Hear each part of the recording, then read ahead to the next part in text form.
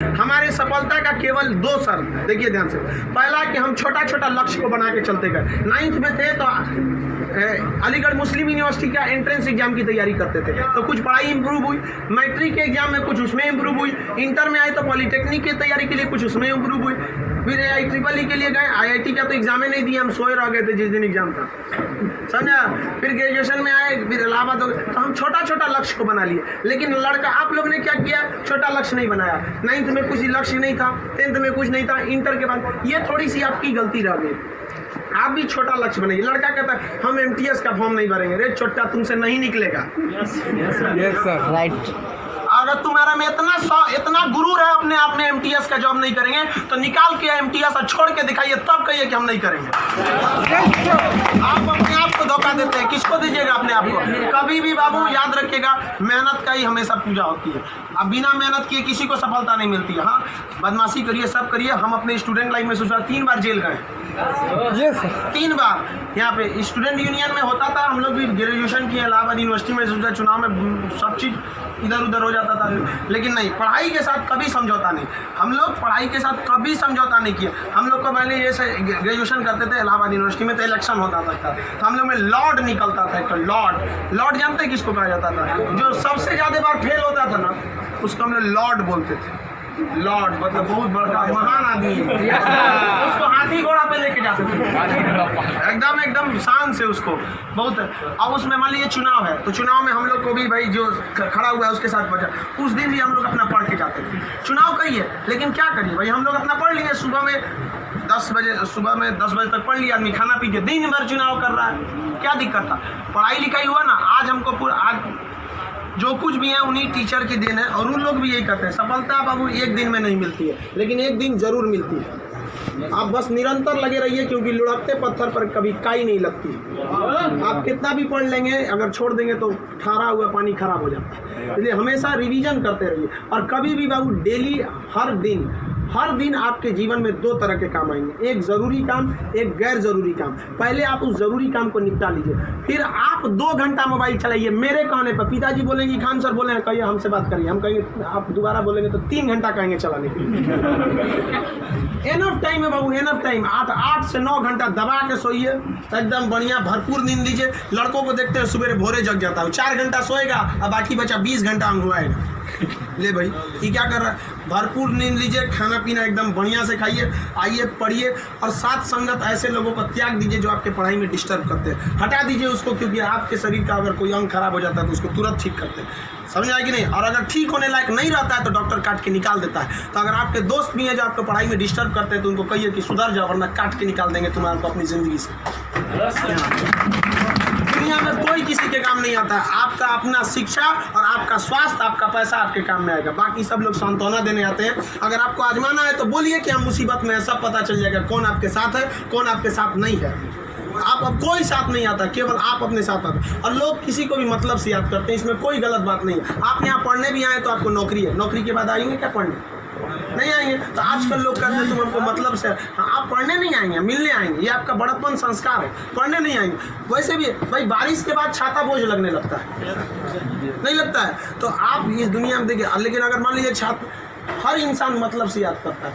आपके माँ बाप भी बाबू, अगर आप 3-4 भाई हैं ना, अगर उसमें एक को नौकरी हो जाएगा बाकी को नहीं होगा तो वो फ़र्क कर देंगे। तो फिर समाज क्यों नहीं आपका फ़र्क करेगी? और लड़की लोग, आप लोग को ज़्यादा समय नहीं देगा घर वाला पढ़ने के लिए। आपका अगर रिजल्ट नहीं हुआ ना, तो आप उन सारी लड़कियों का गला घोंट दी जो आप अभी 9th 10th में पढ़ रही होंगी। सब ये सपना लेके कि इंटर पास करने के बाद हम जाएंगे पटना पढ़ने। उनके माँ बाप आपका नाम लेके एग्जाम्पल देंगे, तो गई तो थी उनकी लड़कियाँ, कौन सी कर ली है वहाँ जाके?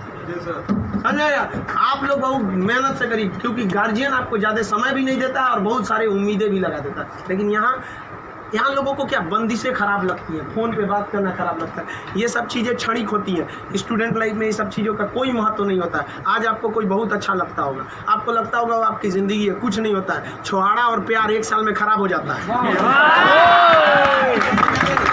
एकदम खराब हो जाती है। 1 साल के बाद पूछिएगा ना, जो आज 4-4 घंटा फ़ोन पे बात कर रहे हैं उनसे देखिएगा 4 साल बाद, 1 साल बाद क्या होगा। या जो लोग आज कम बात करते हैं उनसे पूछिएगा 1 साल पहले तो कितना बतियाता था। समझ में आ गया कि नहीं आ गया? तो ये सब चीज़ों को एकदम इग्नोर कर दीजिएगा। लाइफ में सेकेंडरी चीज़ें हैं, जिस तरह से मोबाइल के ऊपर टेम्पर ग्लास, उसी तरह लाइफ के ऊपर ये टेम्पर ग्लास।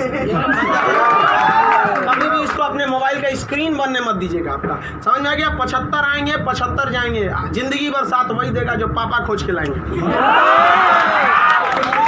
चाहे वो लड़का हो, आप अपना करियर खराब नहीं करिए, कोई काम नहीं आने वाला यहाँ पे। वरना ज्यादा किसी के पीछे घूमिएगा ना, होकर नौकरी हो जाएगा, आप अपने बियाह में कुर्सी ठीक करिएगा। इससे ज्यादा कुछ नहीं कर सकते यहाँ पे। समझ में आ गया कि नहीं आ गया?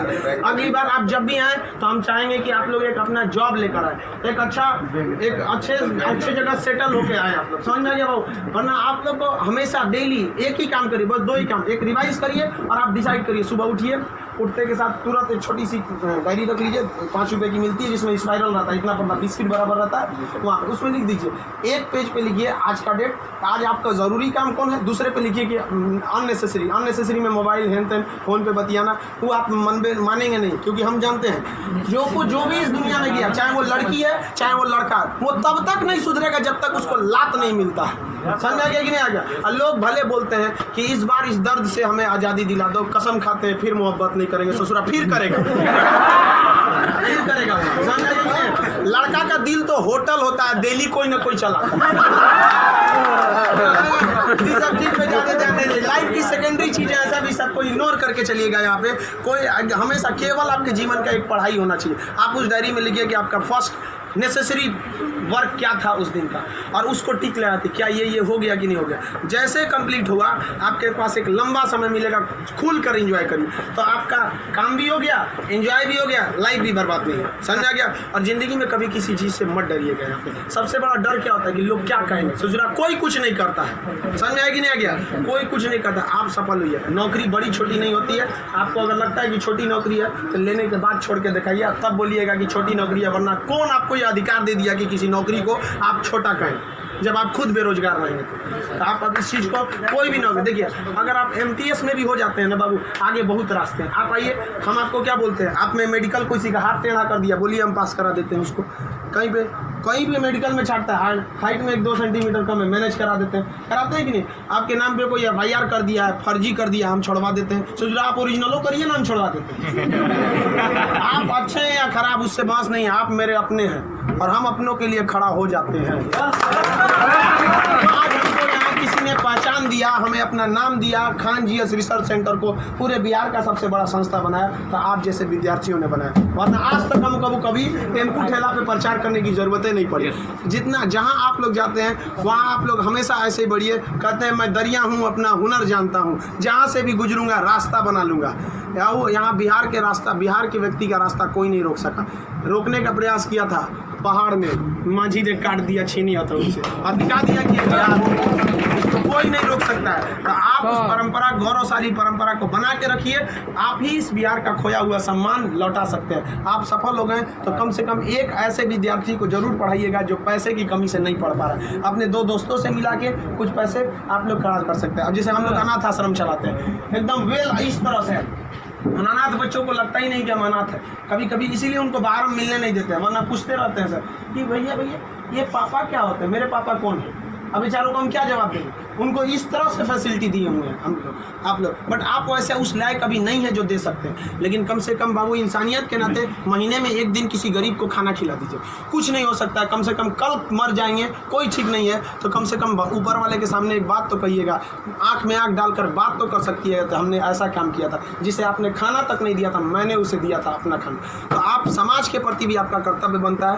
केवल अपना पढ़ के खा लीजिए, ये तो जानवरों की पहचान है, अपने नाद में खा लेता है, दूसरों की कोई परवाह नहीं। तो आप समाज के प्रति भी आपका कर्तव्य बनता है। लेकिन पहले सक्सेस होइए, उसके बाद ये सब काम करिए। महीने में कभी फुर्सत मिले तो किसी गरीब को आप खाना खिला दें, महीने में 1 दिन। और जिस दिन आप जॉब हो जाते हैं उस दिन आप अपनी इच्छा अनुसार करिए, कोई आपको रोक टोक नहीं होता है। आपका जीवन दूसरों के काम आए, यही इस जीवन का सबसे बड़ा लक्ष्य है। वरना हम आए हैं और चले जाएंगे, तो फिर भगवान भेजा क्या लिए था, जब बुलाना ही था।